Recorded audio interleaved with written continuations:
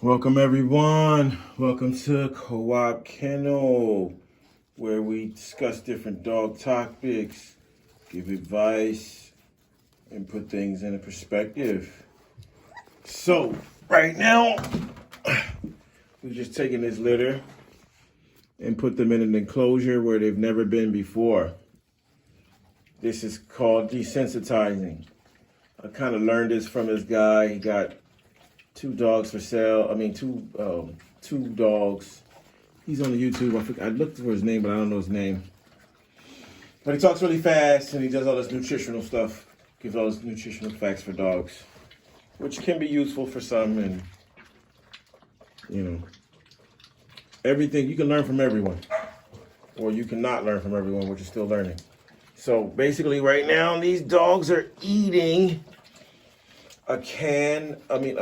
some pre-cooked chicken that comes in a bag, and also they have one egg.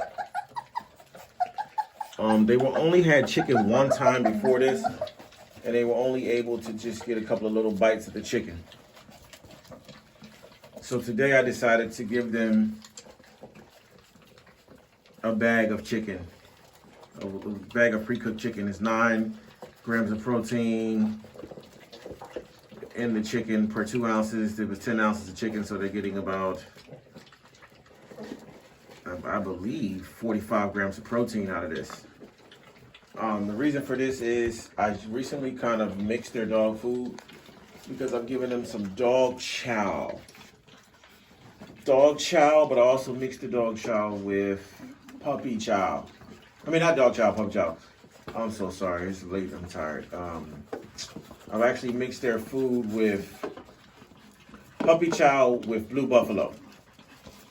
Because the blue buffalo is $40 for 15 pounds, and the puppy chow is basically really, really cheap. Also because when you sell the dogs, or when these dogs go to their new homes, the people need to be able to find a dog food that they can find readily and also can afford. So by me giving them blue buffalo, that's something that's really expensive that everyone may not be able to afford. So the dog chow is something that you can find any and everywhere, and everyone should be able to afford this dog chow because blue buffalo is $40 a bag for 15 pounds. A puppy may be able to eat that bag in a week, maybe 2 weeks. Most people are on a budget and they can't really afford to spend that kind of money. So right now these guys are getting a very wholesome meal, and then you can notice how they would eat this food as opposed to just straight up dog food. They're going to eat until they explode. So from here on out, I'm going to start giving them, really good nutritious food. I think I'll do it every other day, because every day is really not realistic because I don't really have the time for it. Also, you don't want the puppies to become bougie. You want them to be able to eat the dog chow. You want them to be able to eat the puppy chow, and also be able to eat the blue buffalo and thrive. Not just eat it, but thrive on it. And what happened is if you constantly give them meats, it's really good for them. It's really healthy for them. But also it may become, too expensive for some people. And then some days you're not going to have it. Maybe a week you won't have it. So, you have to be able to, keep that in perspective. As you can see, they're on this food. They're going ballistic. They don't eat their dog food like this. Some dogs will eat dog food like this, if they're hungry. But, there's chicken in there, so they're going ballistic. They're choking on it a little bit here and there. But, I can't stop them from choking if they want to eat all crazy. So from here on out, we're going to start giving them eggs, and we're going to start giving them maybe a little powdered milk supplement, or not basically milk, but maybe some muscle proteins, whey proteins, and eggs, and we're going to try to give some chicken broth, and maybe throw them in here and give them a piece of chicken and just let them chew on it. They were actually looking a little, yeah, they're choking on that.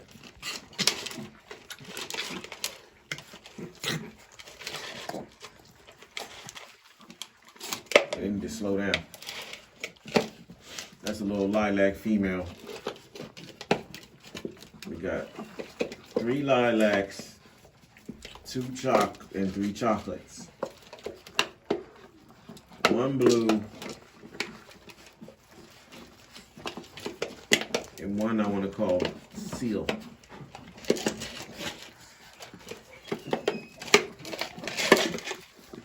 They're going nuts, guys. This guy actually has some kind of a brindle pattern in him.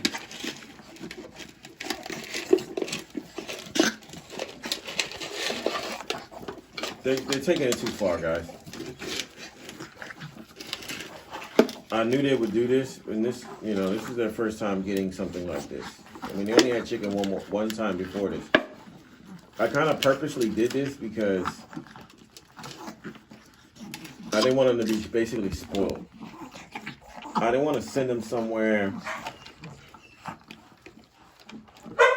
and then they just basically lose their mind. Quiet, boy! That guy over there, that's old dog. He's greedy.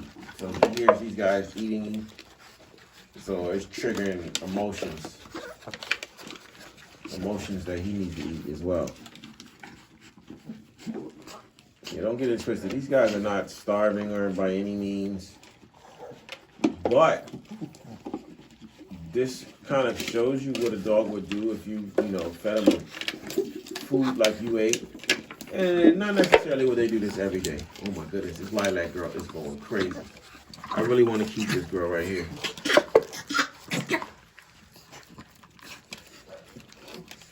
They're choking on this food. They're just... I'm not really scared about them choking or anything because, I mean, it's a dog,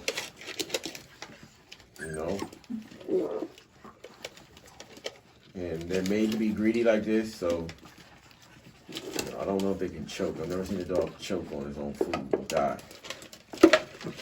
I mean, what could I do? Slow him down? I'm sure there's nothing left in this bowl. There's nothing left. They crushed it. A lot of people feed their dogs a lot of meat and a lot of this and a lot of that. It kind of beefs them up and makes them look really good and healthy, but then you got to think, when that puppy goes to his new home, is he going to be able to get 20,000 pounds of chicken? I mean, everyone is not going to be able to afford chicken like you. Everyone doesn't believe that a dog should eat, the same kind of food that humans should eat. A lot of people think, oh, dog eats dog food. I had a dog that lived 16 years. I'm going to feed him dog food.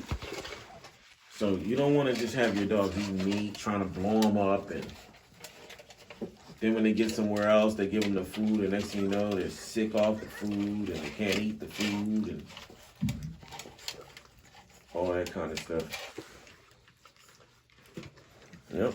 It's your boy Mel from Quab Kennels, man. As you can see, these dogs are super healthy, super, appetites. They'll be getting their shots this week. You see this is a lilac.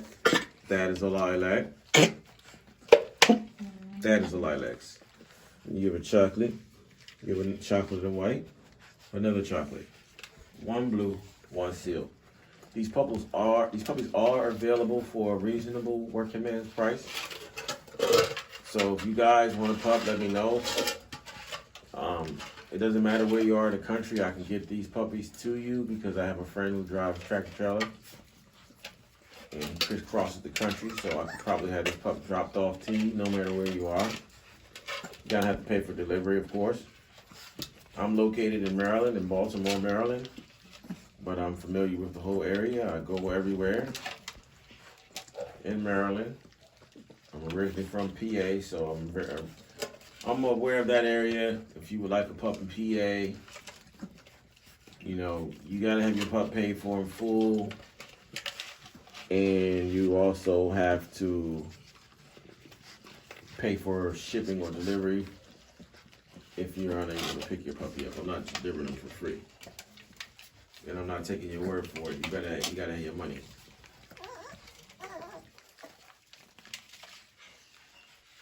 But it's your boy. You know what I mean? Appreciate you guys for logging, coming through and watching.